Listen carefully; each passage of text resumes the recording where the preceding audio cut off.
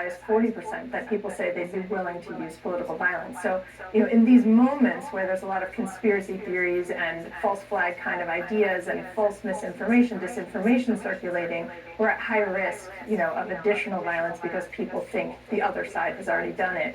But in terms of your question about what's underpinning this, I think on the one hand, yes, you have both sides presenting an existential threat, the idea that democracy is in dire straits, and it is. We're on a list of backsliding democracies globally. Things are not going so well for the U.S. on the Democratic side.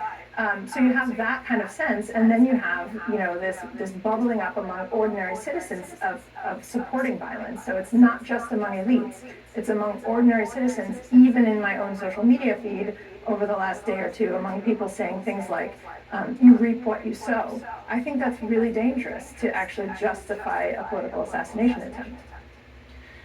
And then you have what everybody calls a moment. We're right on the eve, or we're right at the start of the Republican National Convention. President Biden has said, lower the temperature. Former President Trump has said that he's changing his speech to reflect a new call for unity. In your research, how much does the intervention of leaders, one way or another, affect the grassroots, 1 in 5, 20%, 40%, as you just said, those who might have tendencies towards violence? Well, it does help. It helps a lot to see the temperature get lowered from political elites, from elected officials. We definitely want to see that, the language of unity and the rejection of violence. The question is that what you're asking is can you put the genie back in the bottle, and how quickly can we do that? And there I'm a little more skeptical. I think we do see that among ordinary citizens who are, either justifying this violence or calling for similar reprisal attacks, that, they're not necessarily listening right now to what two candidates are saying. They have already made up their mind, and that's where I think we have to see some vigilance and some real de-escalation happening within communities, not just among political elites and elected officials.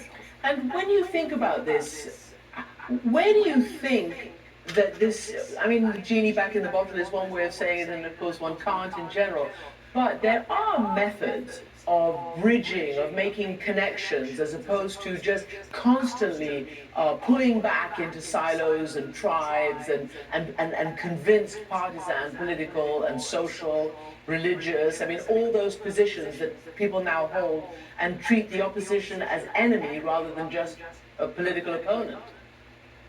Yeah, absolutely.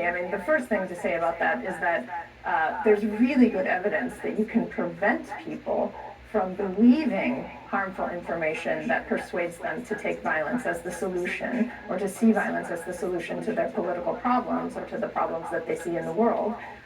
It just has to be done before they believe it, right? There's a kind of preventative work very upstream that is extremely effective, evidence-based, that people reject propaganda, harmful online content, conspiracy theories, if they're warned about them before they encounter them.